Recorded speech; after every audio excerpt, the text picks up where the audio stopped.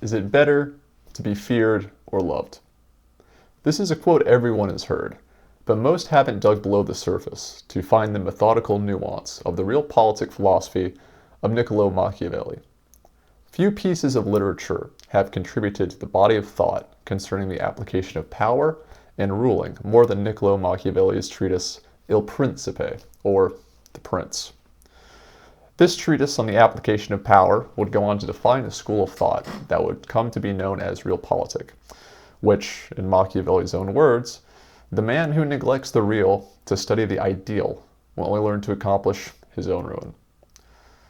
Niccolò Machiavelli was born in Florence on the 3rd of May, 1469. Machiavelli was a Florentine diplomat and political advisor to the rulers of Florence until his exile. Florence was nominally a republic, but functioned practically as an oligarchy. Sound familiar? Il Principe was written to the new oligarch of Florence in order to win favor with him and potentially lift his own exile. Now, Machiavelli has three axes, I like to say. Think of them like the x-axis, the y, and the z-axis. His first dichotomy is between republics and hereditary states. In the modern term, you can think of these as democracies versus autocracies. Fortune versus virtue, which is luck, you could say, or opportunity versus strength of will, ability, talent. He uses virtue in an interesting way that I'll get into a bit later. And the final axis, older existing states versus newly acquired states. Machiavelli has different strategies for implementing and dealing with each of these axes in a very methodical way that should be novel and very relevant to the modern reader. Machiavelli says it is in the nature of people to be fickle. To persuade them is easy. To make them stand for their convictions is hard. These facets of human nature, Machiavelli views them as people are rational actors fundamentally. They will act for their own self-interest when pressed against the wall, but when in good times and in good company, they will generally toe the line of the principality of the day. Now, Machiavelli makes a distinction in his Provinces chapter that there are two ways of governing fundamentally. One, where a ruling prince with everyone else as servants who serve at his pleasure. Or a prince who rules with the aid of barons who hold that rank not by the prince's grace, but by right of birth in an ancient family. Now, what he's talking about here is very broad. He means that rulers are either autocrats and everyone who serves with them are appointed at his favor. They serve when he wants to, and when he doesn't need them, they're gone. Or where there's power sharing. And Machiavelli makes a very good example here for the times. Turkey versus France.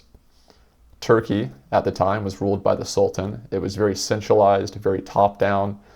The Sultan was the appointed emperor of the nation, and everyone else was basically served as a slave to him. Not legally, but in practice. He could dismiss any counselor or vizier or pasha he wanted. And France is the opposite. Though the French king held the most power, all the nobles, the barons, as Machiavelli refers to them, the viscounts and the dukes and the barons held a lot of power in the feudalism. So Machiavelli really means autocracy of one government form or another, one ideology or another, versus feudalism or a power-sharing structure. Now, we can think of this in our modern parlance the same way. A senator in the United States holds his power independently. He is elected by his representatives. They can do what they want. They can oppose the executive in the form of the president. They can oppose legislation they want, and they can be assured of their own power base. Whereas a member of the president's cabinet serves at his pleasure or his grace, and he can be dismissed if the executive or the prince wishes. Now, the first type, Machiavelli says, meaning one ruling prince with everyone else as servants, or the Turkey example. The first type, though harder to conquer, is easier to hold once captured. And what he means by this is there will be central unified resistance against an invader. it'll be hard to take it. But once we have captured that central control and administration, it is easier to administer and easier to keep. The second type, however, is easier to capture, but much harder to hold. And now obviously what he means by this is you may be invited in to the state by a discontent baron or discontent noble or a discontent member that has their own fortress of power that they can then operate against their rivals with. However, the same is also true of the reverse. Once you have taken that state, you have all these independent pockets of power that will fight against you for jockey for their own position, which is why it's so much harder to hold. Machiavelli has a few key concepts that he likes to talk about that we'll go over here. He says that monarchies are easier to maintain and always easier to retake via the blood claim. And Machiavelli says that when you are trying to take a princely state or a monarchy, you must always extinguish the bloodline of the previous prince because of this tenet. That because there is always the blood claim, there is always the love of the people in that old ancient family of honor, as he says, that claimants will always pop up and always be fighting you, and they will always have an opportunity to come back. So if you are going to take a princely state, you need to deal with that position, that problem ahead of time. Coming back to men being fickle and willing to change, Machiavelli says that all men are ready to change masters in the hopes of bettering themselves. He says this is a particular problem of democracy, but it is present in all types of states. When talking about annexation, Machiavelli makes a distinction of whether it's within the same culture or of a different culture. He states that annexation can occur within the same culture if 1, the line of the previous prince is extinguished, and 2, one avoids changing laws and taxes to make incorporation quicker. This also avoids the ire of the people who take their property rights more seriously than they do any ideological concerns or philosophical matters in a very practical way. Machiavelli says that when not of the same culture, the ruler must go and live in the territory in person. That way problems that arise can be dealt with quickly, and the citizens have access to the prince for redress, meaning that instead of being ruled by some foreign king across the sea, he's there with you. You're considered part of the core. This was nominally most of the problems that led to the American Revolution. Government without ample representation being treated as an other, so to speak. So he certainly foresaw colonial conflicts like this that were really in their infancy at this time in the Renaissance Europe. Machiavelli says to keep states, a prince needs only good laws and good arms. And he himself admits this is an oversimplification, but he goes into more detail on these facets later. These have mostly to do with very minute military condottieri matters at the time that are less applicable to the modern world. But when he's speaking of the ethos of mercenaries, there's a lot to be gained that we'll get into a little later. Machiavelli does not like mercenaries. And it's no wonder why, at this time in Renaissance Italy, every state, even the larger ones like Naples and Milan, all hired big mercenary armies. There were few that had standing professional armies. And mercenaries in the modern context can be consultants, advisors, or others that offer services for coin that are outside of your organization. Machiavelli says that a mercenary leader is either skilled, is virtuous, and thus cannot be trusted, for he will seek to usurp your authority and enrich himself. Or he is not, and he will ruin you with his own incompetence. So Machiavelli is really not fond of mercenaries. He says they have a few limited uses, but mostly they cannot be, they will drain you dry in times of plenty and will desert you in times of war. Part 2, dealing with opposition. Now, perhaps some of Machiavelli's most infamous quotes and ideas come from the approach to cruelty, dealing with opposition, and measured responses. Machiavelli says that men ought to be either caressed or destroyed, since they will seek revenge for minor hurts, but be unable to revenge major ones. He says that any harm you do to a man should be done in such a way that you need not fear his revenge, and that the poor and scattered can do you no harm. And of course, what he means by this is a measured totalitarian response to your political enemies. Meaning, men should either be caressed or destroyed, handled in one of two ways. If they are no threat to you, if they are on the sidelines, so to speak, if they are kind of in the middle, they should be given benefits and gifts and encouraged to come to your side, to join with you. However, if they were staunchly against you, or by some action or unaction that you have taken, they will become your enemies, then they should be destroyed outright. There should be no tit for tat in a sort of game theory setting, prisoner's dilemma. Tit for tat doesn't work in real politics. It's not a simulation. Your enemies must be harmed so greatly that they can never rise against you again. For a man once harmed will seek his revenge upon you. This is a very curious sentiment of the age, and it was certainly very true in Italian Renaissance politics, because it was dominated by 11 major families and 100 minor families that all had blood feuds against each other, that were intermarried to some degree, that were fighting for the papacy, for the large kingdoms of Milan and Naples in the south, and were inexorably linked to the surrounding kingdoms of France and Austria, the Holy Roman Empire, and of course Spain, which was really coming into its ascendancy during this period. When dealing with external threats, Machiavelli says, become the protector of your weak neighbors and seek to weaken your strong neighbors. He says, make sure at all costs that no strong foreigners are invited in by weak neighbors or by the discontented. And he says that whenever a powerful force enters a district, those who are least powerful flock to him. Now, all three of these quotes really build around a central theme of your states surrounding you, powers that are smaller than you, should be protected and cultivated as your marches. As one, they serve as a powerful buffer against invasion, and two, they can be annexed later or turned into vassal states and are very useful. Whereas a foreign country or a hostile state that is as large or more powerful than you will seek to jockey position with these smaller states as a way of ingress into you.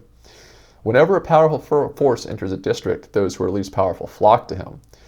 That comes back to our idea of princes who rule with the aid of powerful barons, that they may also invite in a powerful foreign enemy.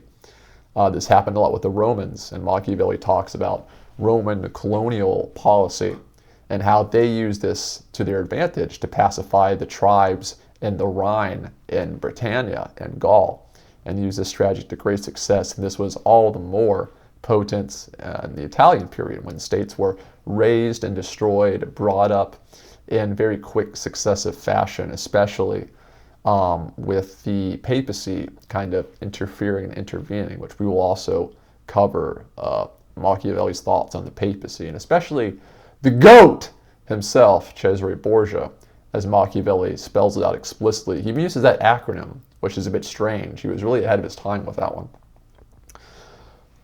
Fortune versus virtue. Machiavelli once again claims that men are either fortunate or virtuous, and the best men are a bit of both. Let's first define virtue here. So Machiavelli, he doesn't mean virtue in the traditional moral religious sense of the time as virtue being from God. He defines it a little bit differently. He spells it VRTU apostrophe, which when he says that, he means talent or ability or gifts and skill, your strength to do something, to follow through. Machiavelli says that opportunity is needed to display ability, but without ability, the opportunity is wasted. Now, he says that states acquired by virtue are difficult to acquire, but keeping them are easier. He lists some examples, such as Hero, the tyrant of Syracuse, Cyrus the Great, Romulus, and a contemporary of his own, Francesco Sforza. Not quite a contemporary, but the very recent Italian past to Machiavelli's time of writing. He says that virtue is steady and independent of other actors. Now we go on to fortune, which is both opportunity, luck, and also borrowed power, meaning your allies, mercenaries, your capable subordinates that work under you. Machiavelli says that states gained by fortune are easily acquired, but keeping them is harder. They depend on goodwill, and once again, goodwill is fickle and abandoned when inconvenient. Now, of his cases he lists as acquired by fortune, he cites Cesare Borgia, the GOAT, who was raised up by fortunes despite having great virtue, and basically doing everything right in Machiavelli's eyes, still lost because of bad fortune. So he was both hoisted and thrown down by his own petard in that sense. Even though he had great virtue, one cannot kick out fortune as a very powerful component. Now, you might read into, just in the text, that Machiavelli would think that virtue is the more important of the two, that ability and steady competency are more important than fortune, but he explicitly says this isn't true. Well, of course, one needs the opportunity to show their greatness, show their ability, and a run of bad fortune can ruin the most virtuous princes. Machiavelli says there are three types of ability in rulers when speaking of virtue. Three layers, so to speak. A McDonald's tier list of ability in Renaissance princes. The first type is those who are able and know it. These are the most competent. The second type is those who are not able but know it. These hire competent advisors. They hire capable subordinates. And they know that they are limited in their own abilities, but they compensate for it, and they know it. And they're on the lookout for trickery or shrewdness. Then, of course, we have the third type, those who are not able and do not know it. These men are almost entirely raised up and destroyed by fortune because they possess very little virtue. He also gives two ways of fighting, with laws and with force. And he makes a parallel to the fox and the lion, which I'm sure you've also heard before in these spheres, that the fox is the cunning one. He is the strategist. He is the manipulator, if you might say. The lion is the warrior, but the lion is without guile. The lion is without the sort of cunning. And he says that the lion cannot protect himself from traps, but the fox cannot defend himself from wolves. Machiavelli states you must be both the lion and the fox in statecraft to keep your position and your advantage. We move on to perhaps the most, not controversial, but memorable of Machiavelli's influence on modern philosophy and statecraft, which is cruelty and benefits. That's bennies out there to my Australian viewers. For some reason, they think that Americans say bennies, but we really don't. Everyone says benefits. It's strange. Cruelty is well used if, one, it is performed all at once at the same time. Two, it is for reasons of self-preservation. Three, the acts are not repeated. And four, the prince's subjects benefit. So Machiavelli very clearly lays out when cruelty is to be used and how it's to be used. He also says cruelty is used poorly if it is infrequent at first, but then increases over time. Now, this is very important because Machiavelli denotes this cruelty as explicitly evil, sometimes when it is done, but sometimes cruelty is necessary for the benefit of the people. And the prince, whether he be a democratically elected, hereditary, an autocrat, a merchant prince, oligarch, whichever, his duty is for the welfare and the enrichment of the people fundamentally. The noblesse oblige was prevalent even in Machiavelli's time, as most of the noble families of Italy trace their roots back to Roman patriarch families. So this is very important for them, not just for the nobles of other European states, but in Italy, they consider themselves, more cultured and descendants of the Romans, the inheritors of the empire. So honor and at least the appearance of this was very important to them. Machiavelli even kind of has a bit of a formula for necessary cruelty, where he says, when you take a new state, calculate the sum of all injuries you will have to do, and then do them all at once, so as not to have to do new ones every day. This will reassure people and win them over, because he says fresh and reoccurring injuries keep people suspicious of the prince, always with knife in hand. And I think this is very true. If you just look at our 48-hour news cycle, how quickly things are memory hold, how quickly people forget. But they always know what happened to them yesterday. They know the bottom line. They know what's in their wallet. Machiavelli really, I think, poignantly points out that if a prince acquires a new state, when he's elected, when he gains it through succession, whatever it means, he should dispatch his enemies quickly at once. Get out of his system all the cruelty he needs to do to secure his power base, to secure the prosperity of his people. Do not repeat these acts and make sure they are justified and for the benefit of the people. And the people may chafe at first, but they will forgive you and they will see the wisdom. However, if you don't do this in one sweep and you continue to do it throughout your reign, people will constantly be reminded of this. They'll constantly be in the news, in their minds. They will think, we have such a cruel ruler. Whereas if during the first year of reign, cruelty stuff, and then benefits, growth, happiness outside of that, people very quickly forget about the harshness of your ascension. Machiavelli also makes a particular point between practical concerns of the common people, meaning their property, as he says it, which means their wealth, their rights, their kind of liberties, things like that, and then more ephemeral concepts such as duty or loyalty or honor or things like this. Machiavelli quotes and says, "Don't take the property of citizens, for men are quicker to forget the death of a father than the theft of a patrimony," which basically means Machiavellian was a bit of a libertarian in that regard of property rights are really paramount. And if you infringe on those property rights, people will be much less likely to forgive you in the long term. When speaking of benefits, however, the inverse of cruelty, he says the opposite. Benefits, according to Machiavelli, should be distributed gradually for the opposite reason, that the people have short memories. If benefits are lavished early in the prince's reign, the people will soon forget them. But if benefits are distributed slowly over time, then the people will be able to recognize them and the source of their bounty in the person of the prince.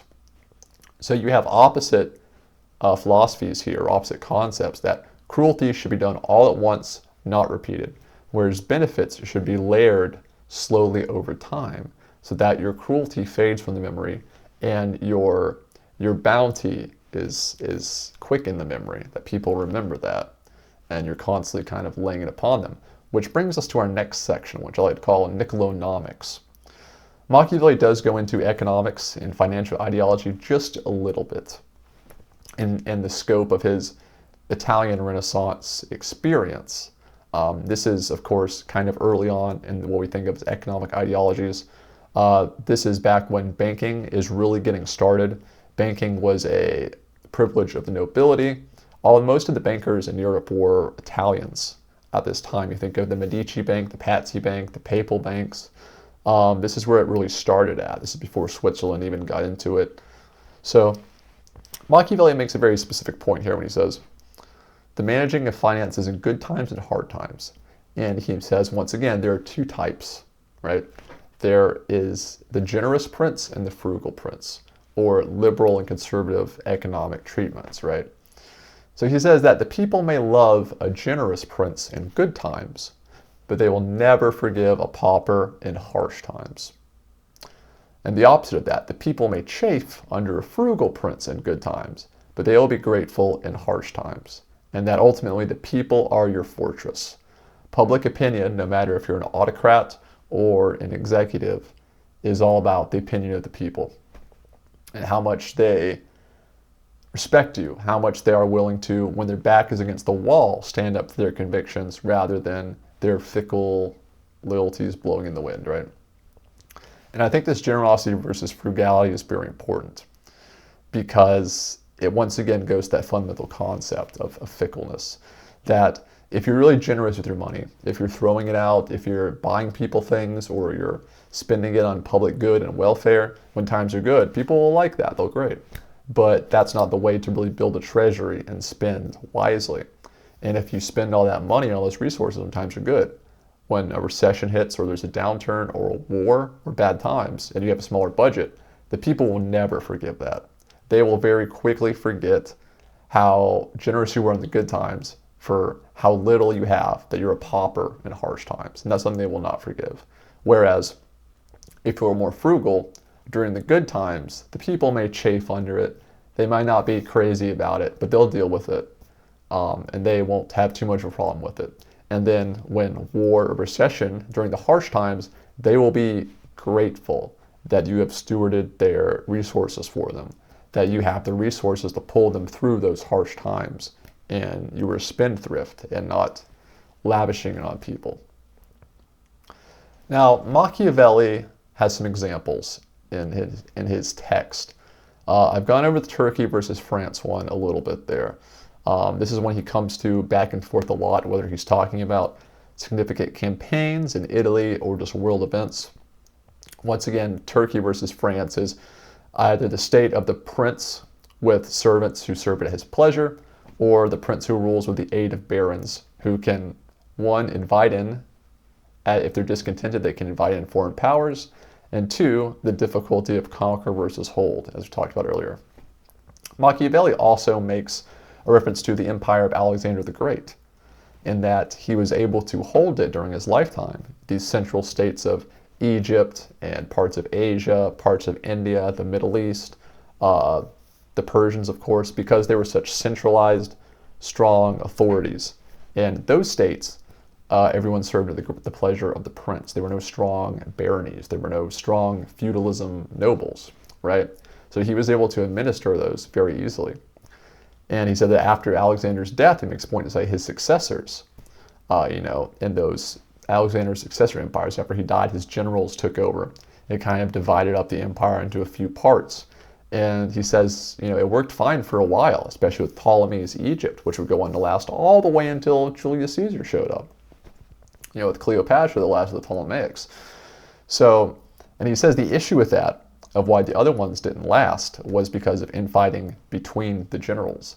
That Alexander's fractured, splintered empire kind of had a semicircle effect on his generals being now their own barons who have to deal with each other. He references the Spanish invasion of Italy. This happened during his lifetime. It happened a few times before and after. Basically, the rulers of Spain had a claim on Naples, and they were constantly trying to get Naples. This is back when it was Castile and Aragon. Flag of Castile over there, actually. And they would fight with the Italians over ownership of the Kingdom of Naples. They got it a few times. They lost it. It was back and forth. Same thing with France. France has a historical claim to the Kingdom of Milan, and they would invade and take that. In other places, the Pope would intervene. Basically, Italy has a history of invaders being ushered in by discontent rulers in central Italy, and it almost always didn't work out good for anybody. And evidently for the invaders either, because they never stayed very long, because Italy, most of those states are hard to hold. He talks about more of examples, Cesare Borgia, which we'll discuss in more depth shortly here. But he speaks about his father, Pope Alexander Sixtus. Now, the Borgia family originally came from Spain. They were Moranos, as you say, basically men of Spain. And right after Spain basically got rid of the Moors and kicked them out of El Andalusia and was able to sort of reconquer their territory. And this is a bit of a stigma when Alexander came over because they've been fighting them so long. Basically, Alexander became pope. And he was an ambitious territorial pope. He wanted to expand the papal states, which at this time was a large area encompassing big chunks of central Italy. It's not like it is today where it's just Vatican City in the middle of Rome. This was significant territory. Rome itself was ruled as a spiritual kingdom, but the papal states were very temporal. The Pope had generals, the Pope had armies, the Pope had barons and viscounts and these nobles to rule in his name in the Romagna, which is like the Roman lands basically. And Cesare Borgia is his son and carried on his legacy and had success and failures along the way. So getting into Cesare Borgia a bit more in depth. Cesare Borgia was the son of Pope Alexander Sixtus, a contemporary with Machiavelli actually. He rose to power as a priest, as the Bishop of Valencia, and when his father had need of him, he rose to the occasion and displayed remarkable virtue through cunning, force of arms, and every lesson of Machiavelli. Machiavelli as much as states this. He was also the first to engorge the papal states, to really expand their territory under his father, then becoming the de facto king of Rome under the next pope, whose election he arranged after his father died. Then, when his father's successor died to a stroke of ill fortune, a series of misfortunate events saw his replacement coming as a staunch opponent of the Borgia family and a personal enemy of Cesare. Soon after these events, Cesare was once again able to forge his own little state out of formal territories of Romagna and central Italy, which he ruled well for a time, until once again forces beyond his control reared their heads and he died an ignoble Geralt of Rivia-like death at the hands of highwaymen who really had no idea who he was. People often say that Cesare Borgia is the main character of Il Principe, and this is somewhat true. He has his own large section, and he's referenced multiple times as the most virtuous of princes, who is both raised and cast down by fortune. So you should never downplay fortune as much as you hone your virtue. So ultimately, is it better to be loved or feared? Ultimately, Machiavelli would say that it is best to be feared, but not hated. Let's talk about critical reception at the time. Modernists may try to paint Machiavelli as amoral or evil in his pragmatism, but in his writings, Machiavelli very clearly denotes unscrupulous actions as abject evil, and even differentiates between criminal acts. Yes, he cedes that sometimes cruel acts are necessary, but he never shies away from that truth of their cruelty and their justness. To Machiavelli's insights, we can describe our own blend of fortune and virtue. He had the opportunity to live in the most chaotic, tumultuous, and Byzantine period of European history where states rose and fell. Empires were born and broken in staccato rhythm. But possessed of his own virtue, he was able to synthesize these observations into a semi-philosophical but very practical work that generations have since gained from.